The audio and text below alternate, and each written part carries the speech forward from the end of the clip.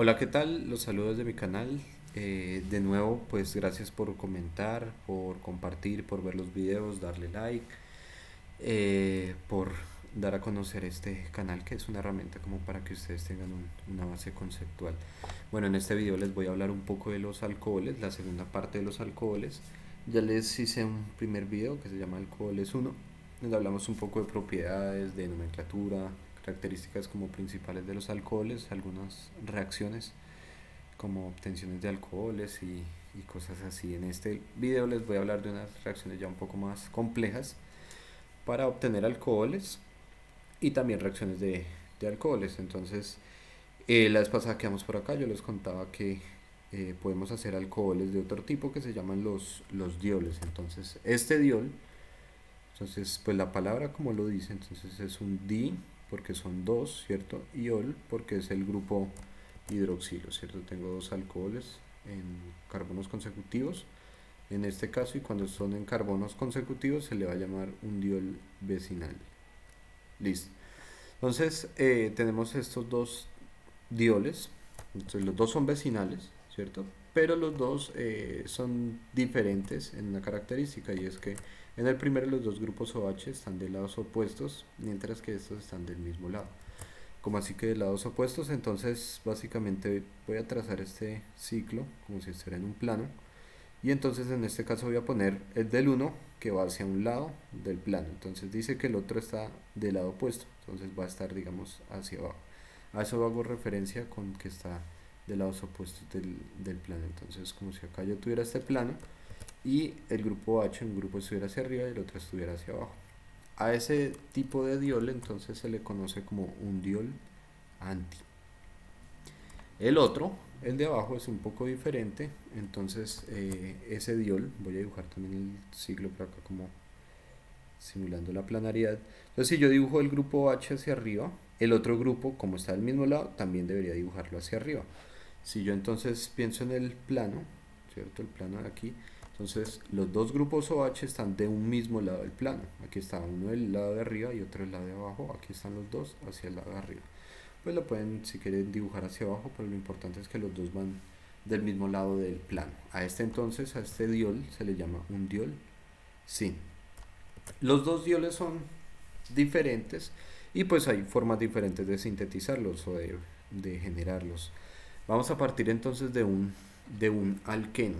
Este alqueno entonces, que es el ciclohexeno, va a tener en la parte de arriba una reacción con esta especie de acá, que es esa especie de ahí que se ve como un poco extraña. Entonces, esto de aquí va a ser un ácido carboxílico, ¿cierto? Un ácido carboxílico normal.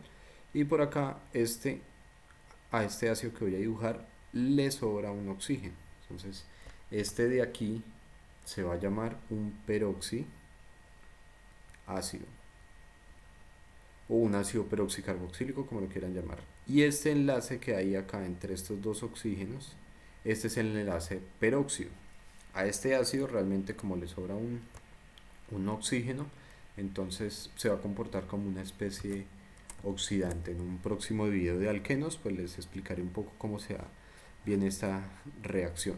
Esta reacción básicamente me sirve para obtener un intermediario, entonces en ese primer paso voy a obtener por aquí un intermediario que es el siguiente. Es un intermediario bastante curioso, útil, que lo vamos a utilizar durante mucho tiempo. Este de aquí entonces se le conoce como un epóxido. Listo, este es un epóxido.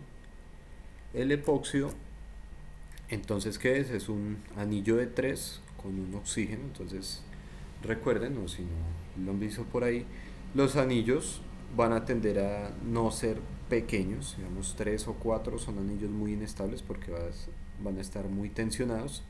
Entonces el ángulo de enlace que uno espera en carbonos sp3 es más o menos 109,5, pero pues si este es como un triángulo, claramente no va a ser, va a estar muy alejado de los 109,5, va a tender a ser como 60 grados.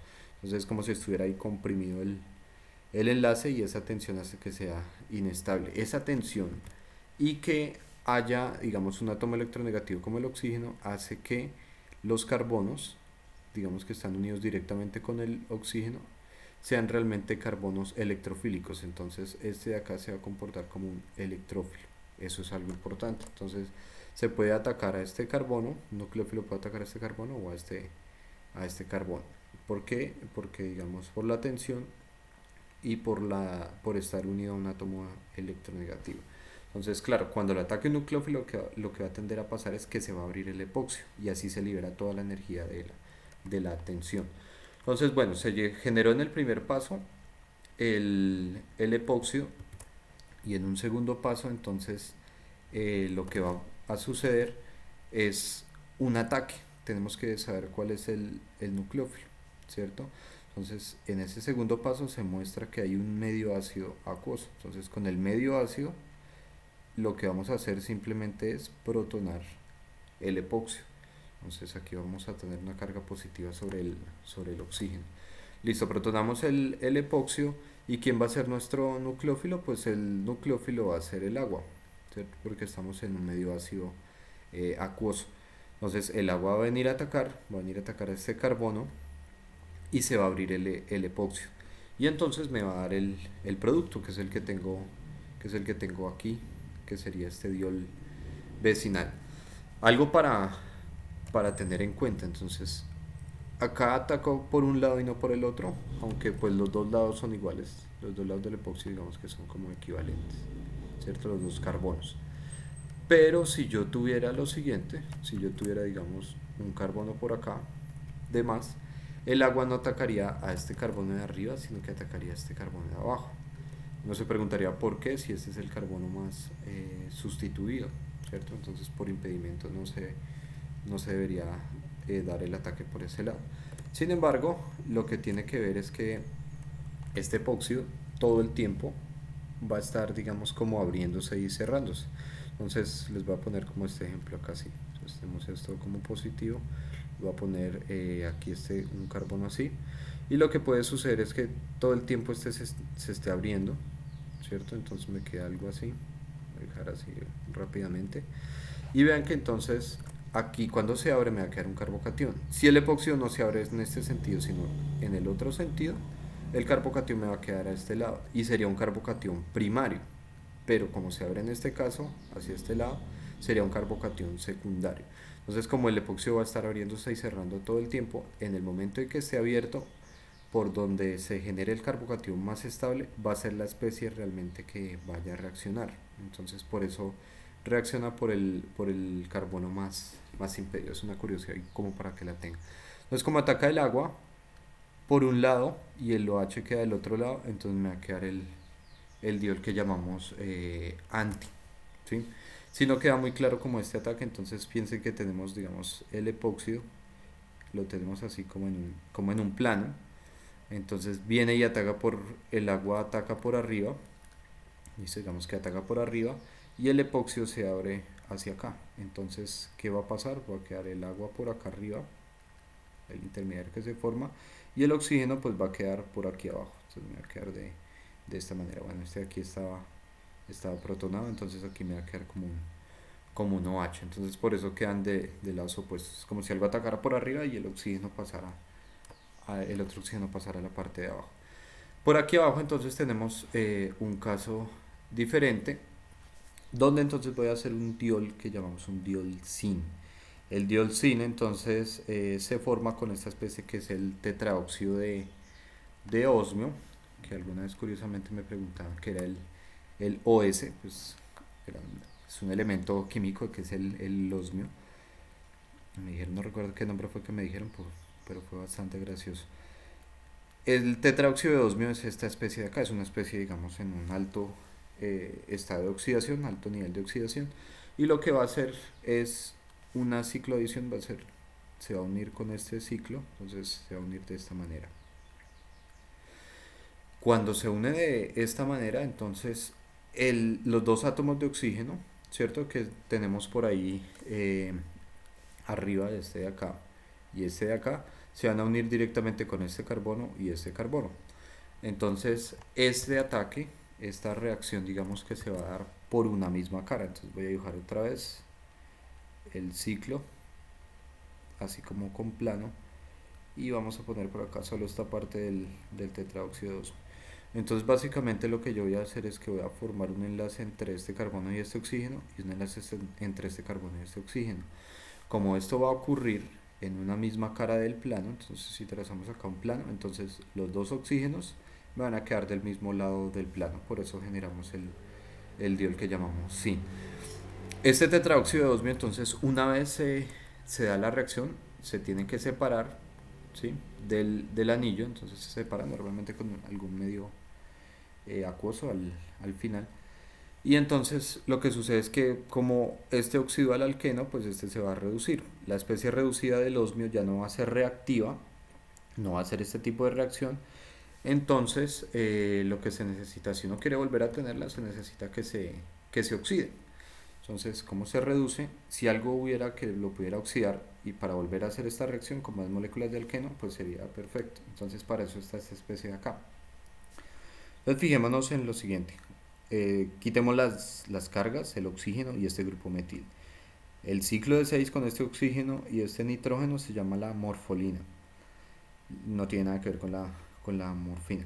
La morfolina, entonces, aquí tiene un grupo metilo, ¿sí?, sobre el nitrógeno, entonces por eso se llama la N-metil, por este grupo metilo.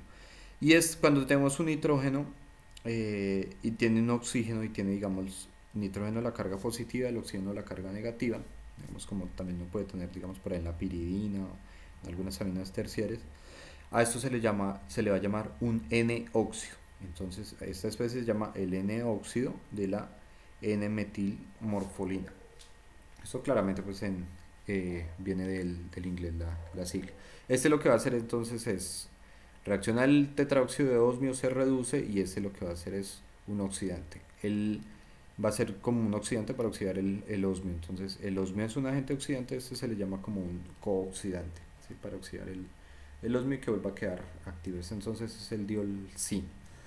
Bueno, por acá entonces tenemos un concepto que se llama la protección, ¿sí? Entonces, digamos que yo quiero hacer una reacción con un alcohol, ¿cierto? Con una molécula que tenga un grupo OH, un grupo hidroxilo, pero quiero hacer la reacción por esta parte de la molécula. Tal vez las condiciones que yo vaya a usar en esa reacción sean incompatibles con el OH, tal vez sea una condición básica que me pueda desprotonar el OH, o tal vez el OH, digamos, se pueda transformar en otra especie. Entonces lo que yo tengo que hacer es proteger este grupo. ¿Qué es proteger el grupo? Entonces hago una reacción de protección donde bajo cualquier reacción conocida, genere un nuevo grupo funcional, ¿sí?, el cual ya no va a ser tan reactivo, ¿sí?, en lo posible que no fuera nada reactivo, y ahí entonces el OH ya pierde su reactividad, el grupo OH estaría protegido. Entonces acá tiene este cuadro negro porque prácticamente no se ve ni tenemos en cuenta el OH porque no va a reaccionar. Hacemos la reacción, en este caso una reacción de Grignard que más adelante la veremos, y después entonces lo que tengo que hacer es quitar esa protección, remuevo la protección y ya tengo de nuevo el grupo hidroxilo y la otra parte de la molécula pues funcionó normal. ¿Cuáles son, o digamos, cuál es el requisito importante para que se pueda hacer una protección? Entonces, requisito más importante que sea un alto rendimiento en la protección y la desprotección. Entonces, eso es vital. Entonces, si yo voy a hacer una protección, pues el rendimiento de esta reacción tiene que ser muy alto. Y cuando yo voy a desproteger, este rendimiento también tiene que ser muy alto. Les voy a dar así como un dato también curioso. Y es esto. Digamos, imaginemos que tenemos 80% de rendimiento en esta reacción, 75% de rendimiento en esta reacción y 90% de rendimiento en esta reacción. ¿Listo? Entonces, tenemos 80, 75 y 90. ¿Cuánto es el rendimiento total de aquí hasta acá? ¿Listo? ¿Cuál no es el rendimiento de aquí hasta acá? El promedio, ¿listo? No va a ser el promedio. Entonces, no es que 80 más 75 más 90 dividido 3 y me va a dar el valor del rendimiento, no.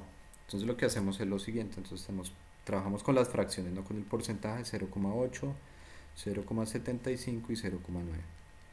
Entonces, ¿qué hacemos para sacar el rendimiento global? Entonces, pongamos el rendimiento global, porcentaje de rendimiento global. Entonces, va a ser igual a 0,8 por 0,75 por 0,9, ¿cierto? Todo esto, pues por 100, por 100%, ¿cierto? Que me quede en porcentaje, entonces 0,9, 7,2, esto sería como 0,54, es decir, 54%. 54% de rendimiento global, o sea, en la reacción global. Ahora, claro, si no se cumple esto, que el rendimiento sea alto para la protección y la desprotección, cambiaríamos los valores. Entonces, digamos que la reacción de desprotección no fuera 80%, sino fuera 50%. Entonces, aquí toca multiplicar por 0,5. Que la desprotección también fuera 50%, 0,5. Entonces, este valor de acá se va a caer mucho. Entonces, el rendimiento global no va a ser bueno. Entonces, necesito esas etapas. Piénsenlo en kilogramos, en toneladas. Piensen que quieren hacer 100 toneladas de este compuesto, que tal vez sea un medicamento o algo así. Si el rendimiento es 54%, no van a obtener 100 toneladas, sino 54 toneladas. ¿Y ahora qué pasa si estas etapas de protección y desprotección bajan? ¿Sí? Y pues ya en toneladas y económicamente pues va a ser un desastre. Entonces ese es el concepto de protección. Ubicamos el grupo funcional que vamos a proteger, lo protegemos con alguna reacción, hacemos, sí, con alguna reacción, aquí ya les muestro cuáles son, y acá entonces hacemos las reacciones que queramos hacer y al final lo desprotegemos y listo. Ese entonces es el concepto de protección para los alcoholes. Los grupos que funcionan muy bien entonces es tratar de hacer este grupo funcional que se llama el trimetil no, bueno, en general se llama el silil éter, solo que ese sí se llama trimetil silil éter porque viene de este reactivo. Entonces recordemos que es un éter, yo tengo una cadena, un anillo, ¿cierto? Grupo R, y está separado de otra cadena, otro anillo, con otro grupo R. Entonces eso es un éter, ¿cierto? Sin embargo acá tenemos la cadena, pero aquí una de las cadenas tiene silicio, entonces a este se le va a llamar un silil éter. Entonces así en general se le va a llamar un silil éter. ¿Cómo hago esto? Entonces necesito un cloruro de silano, entonces un cloruro, esto se va a comportar como un electrófilo, aquí el cloro pues va a ser un grupo saliente, y básicamente lo que yo voy a hacer es lo siguiente. Entonces tenemos el grupo H del que yo voy a proteger, y este va a ser una reacción de sustitución sobre el silicio, entonces se va al grupo saliente que es el cloro, y entonces se me va a unir y me va a formar este trimetilsililéter. Como intermediario me va a quedar algo así. El oxígeno pues va a tener acá un hidrógeno, porque vean que aquí el OH pues el oxígeno tiene un hidrógeno. Entonces me va a quedar con una carga positiva al principio. Entonces yo tendría que remover ese hidrógeno de alguna manera. Entonces para eso está esta especie de acá, que es la trietilamina. Entonces la trietilamina pues se va a comportar simplemente como una base. Y esa base lo que va a hacer simplemente es remover este hidrógeno de acá. Entonces va a desprotonar para ya tener el producto que es el silil éter. ¿Listo? Entonces en este caso trabajamos con un silil éter de esta manera. A este silil éter viene el cloruro de trimetilsilano. Entonces vean que en general se llaman silanos porque son del silicio. El silicio es muy parecido al carbono, es del mismo grupo, está ahí debajo. Las características son bastante diferentes, sobre todo por el tamaño del silicio. Entonces vean que esto es como una reacción SN2 y esto es como un sustrato terciario. La reacción no debería funcionar, sin embargo ya ahorita les muestro por qué sí puede funcionar. Entonces a este se le llama cloruro de trimetilsilano. Entonces van a ser silanos estos compuestos derivados del silicio. Si yo no tengo un metil sino etil, pues sería cloruro de trietilsilano. Entonces aquí como es trimetilsilano, entonces se llama trimetilsililéter. Si fuera con etil sería trietilsililéter. Puedo tener a veces terbutil, dimetilsilano, isopropil, dimetilsilano. Existen muchos de estos reactivos, estos realmente los comercializan. Y así yo tengo el grupo protegido. Este TMS hace referencia a esta partecita de acá, que son los 3 metilos con el silano. Entonces sería un alcohol protegido con el grupo trimetilsilil. ¿Listo? Y acá pues vean que esto es lo que me queda de la protonación que les mostraba por ahí. Ya protegimos el grupo alcohol, que es lo importante. Porque si puede funcionar una SN2, ¿sí? Sobre el silicio y no sobre el carbono. El carbono es un átomo más pequeño que el silicio, entonces digamos que lo que hay expuesto del átomo de carbono para que se dé el ataque es muy pequeño cuando tengo un sustrato terciario. ¿Sí? Entonces llegar hasta allá va a ser muy difícil porque hay mucho impedimento. Sin embargo, como el silicio es más grande, es posible llegar a atacar llegar a atacar el silicio. Entonces sí puede haber un nucleófilo que pueda atacar el silicio. El silano también sirve para proteger algún otro grupo. Listo, y se puede dar la reacción de esta manera. Entonces, ¿cuáles son los requisitos para proteger mediante esta estrategia? Entonces es un cloruro de silano, el que quieran. Cuanto más pequeños sean los sustituyentes, más fácil va a ser de remover ese grupo después. No me refiero al rendimiento, digamos, la facilidad en cuanto a la energía de activación, digamos, que sea más fácil removerlo, hidrolizarlo, pues porque va a haber menos impedimento. Pero si los grupos ya son más grandes, a veces es más complicado removerlos. Hay que utilizar por ahí unas estrategias diferentes. ¿Listo? Entonces ese sería como lo del silicio. Entonces necesitamos cloruro de silano, pues el grupo que vamos a proteger, y una base. Normalmente tienden a ser aminas, puede ser la trietilamina, a veces es la isopropil dietilamina, ¿sí? Cualquiera de esas puede funcionar.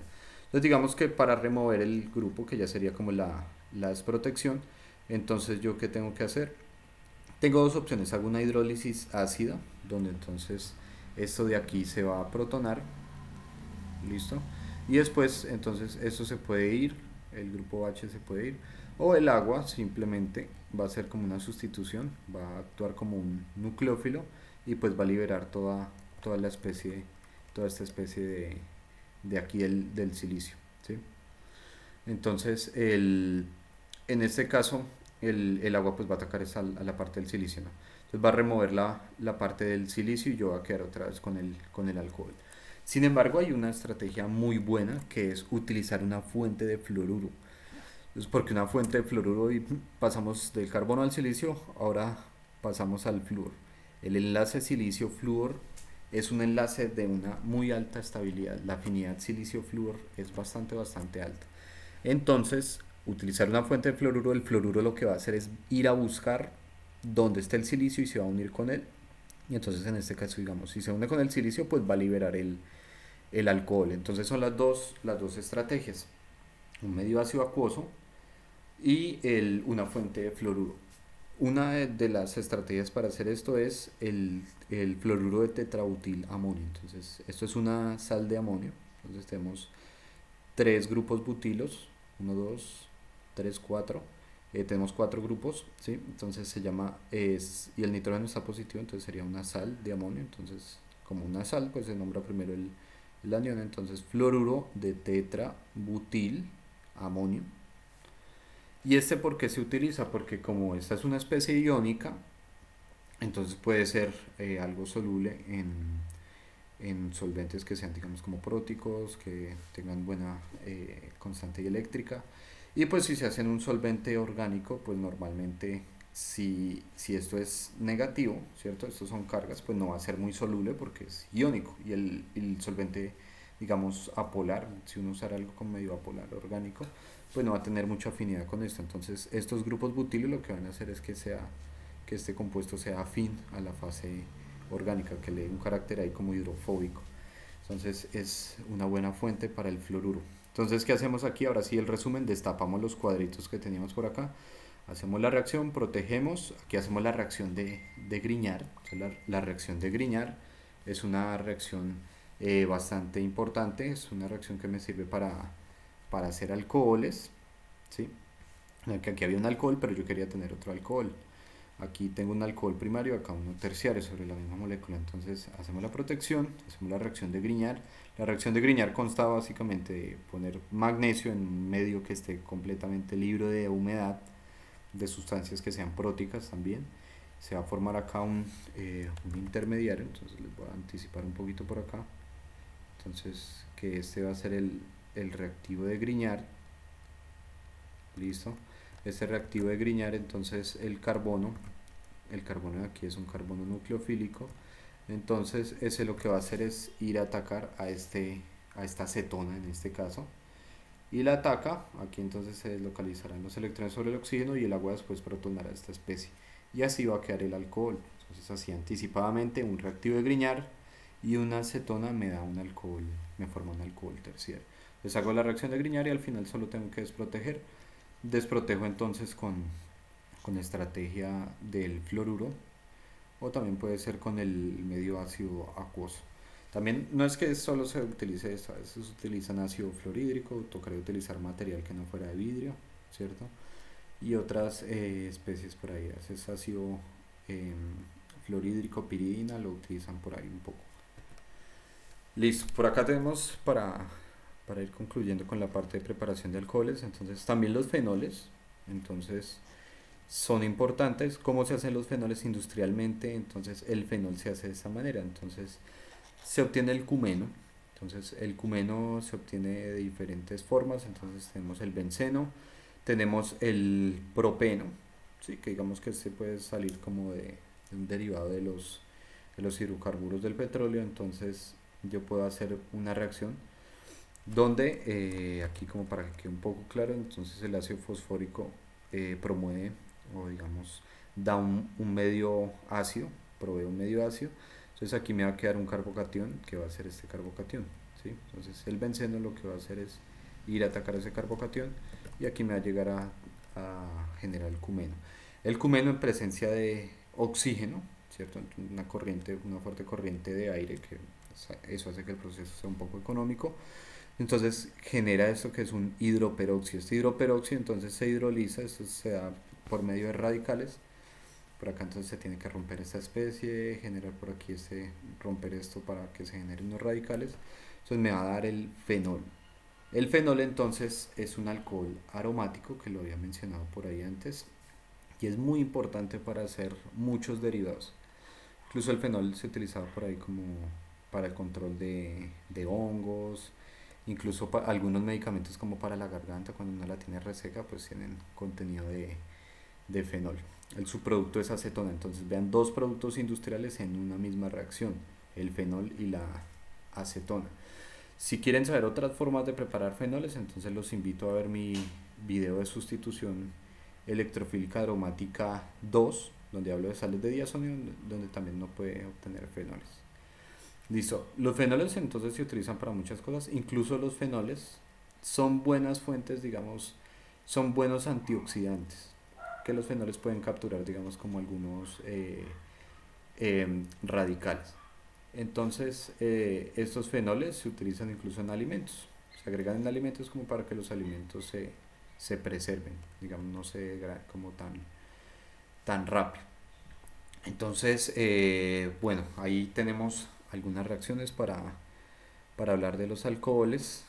Bueno, no me voy a extender tanto en este video, voy a tratar de hacer los videos un poco más cortos. Entonces, en esta reacción, en este esquema lo que les voy a mostrar es que los alcoholes pueden hacer reacciones tipo SN1, también pueden hacer tipo SN2. En este tipo de SN1, ¿qué va a suceder? Entonces yo tengo un alcohol, voy a tener un HX, un ácido hidrácido, ¿sí? Entonces pues puedo tener el clorhídrico, el bromhídrico, el yodhídrico, y lo que va a suceder es que se va a protonar el alcohol, ¿cierto? Se va a ir como grupo saliente del agua, me va a generar un carbocatión, y después la base conjugada de este ácido pues va a venir a hacer el ataque al carbocatión y tenemos nuestro producto. Entonces yo puedo tener un haluro a partir de una reacción SN1. Yo lo que puedo variar entonces es esta parte como para obtener el producto si yo quiero cambiar el producto. Entonces es una reacción con HX. Entonces es una reacción SN1 normal que puede hacer un alcohol. La SN1 recuerden que sucede en dos pasos. Primer paso, digamos, la SN1, este primer paso no es tanto de la SN1, la SN1 son estos dos pasos de acá, los dos finales, donde en el primer paso se pierde el grupo saliente y en el segundo se da el ataque al carbocatión. Como aquí solo interviene la molécula que tiene el grupo saliente, que llamamos sustrato, por eso es que se llama SN1, porque es unimolecular. Este que es el paso determinante de la reacción, solo depende de esta especie, no depende de nada más. Por eso es SN1, sustitución nucleofílica unimolecular. Y entonces llegamos a este producto de acá. Entonces puede hacer una reacción SN1. La SN2, ¿qué puede suceder? Si yo ya no tengo el alcohol terciario como en el caso anterior, sino el alcohol primario, entonces se protona este, pero este no se va a ir espontáneamente para dejarme un carbocatión. ¿Por qué? Porque sería un carbocatión primario que es menos estable. Entonces en el video anterior por ahí creo que les mostraba que el... Cuando les mostraba era el sustrato. Entonces el terciario, el carbocatión terciario es más estable que el secundario, mucho más que el primario, ¿cierto? Y pues el metílico es tremendamente inestable. Entonces el terciario sí me puede dar la reacción SN1, ¿cierto? Esto es para una SN1, que es el carbocatión. Pero acá cuando yo voy a hacer una reacción con primario, pues no me sirve que pase por, o no va a pasar por carbocatión. Entonces simplemente ¿qué va a suceder? Se protona el OH, queda el grupo saliente que es el agua, y este que es el nucleófilo va a atacar directamente en una reacción que va a ser SN2. Entonces, como participa el sustrato y participa el nucleófilo, es una sustitución nucleofílica bimolecular y así yo también puedo tener aluros. Entonces, si yo quiero tener el aluro primario, va a ser diferente a la estrategia para el aluro terciario, ¿sí? El secundario pues podría estar usando una, podría estar usando otra. ¿Listo? Ahí sí digamos ese secundario es el que genera como un poco más de conflicto, pero yo puedo controlar muy bien las reacciones para hacer eso. No solo me sirve un ácido de estos, yo podría, que esto es un ácido, digamos, de Bronsted, ¿cierto? Donde, digamos, es una especie que dona protones, dona hidrógeno, ¿cierto? Yo también podría utilizar un ácido de Lewis, un ácido de Lewis, como le quieran decir ustedes, y este ácido entonces va a reaccionar también con el OH, entonces no es una protonación, esta es una reacción ácido de Lewis, base de Lewis, me va a quedar este intermediario y también se da la sustitución y tenemos el aluro. Entonces no es que eso simplemente nosotros podamos hacer reacciones sobre alcoholes solo con ácidos que sean donores de hidrógenos, ácidos de bronce, no. También lo puedo hacer con ácidos de Lewis, cloruro de zinc, también se puede utilizar cloruro de estaño, cloruro de aluminio, cualquier, vean que son como metales los que generan que se dé esta reacción, que actúan como ácidos de Lewis. Listo. Para terminar este video entonces les voy a hablar un poco de los sulfonatos, les voy a dejar para que consulten un poquito también por ahí. Entonces resulta que el grupo H solo, el grupo H, el grupo hidroxilo es un mal grupo saliente. ¿Qué hace un buen grupo saliente? Creo que les contaba en el anterior video. Entonces yo tengo el agua, ¿sí? Y como digamos como el ácido. Voy a ver el agua como si fuera un ácido. La base conjugada entonces va a ser el grupo OH. Entonces el grupo OH va a ser la base conjugada. Como el ácido es débil, la base va a ser relativamente fuerte. Entonces un grupo saliente tiende a ser una base fuerte, pues va a ser un mal grupo saliente. Entonces les presento este grupo que se llama el grupo sulfonato. ¿Listo? Todo esto de aquí es el grupo sulfonato. Ese grupo sulfonato es el que me va a servir entonces para convertir el grupo H en un buen grupo saliente y pensar que este como es un buen grupo saliente, después yo voy a poder hacer una reacción SN2. ¿Listo? Entonces les dejo por ahí como la intriga de cómo reaccionan esos sulfonatos para dejarlo para el próximo video, para no dejar los videos tampoco tan cargados. Entonces, gracias por ver el video. Gracias por compartir el contenido, por darle like, por comentar, por hacer preguntas. Por ahí están haciendo algunas sugerencias. Les agradezco mucho. Se están suscribiendo varias personas y pues bueno, esta herramienta tiene el único objetivo de que sea una base conceptual para ustedes. Les agradezco mucho y nos veremos en una próxima ocasión con el video de alcoholes 3.